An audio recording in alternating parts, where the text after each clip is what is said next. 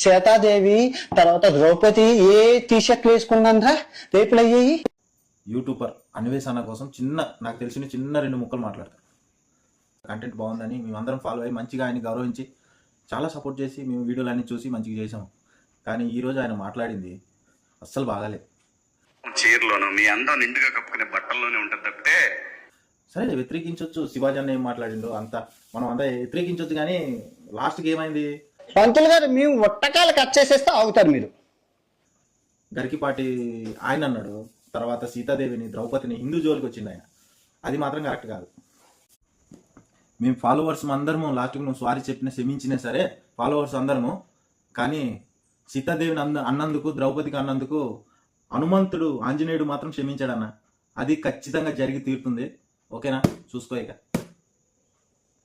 1,00,000 మంది ఫాలోవర్స్ పోయింది ఆల్రెడీ.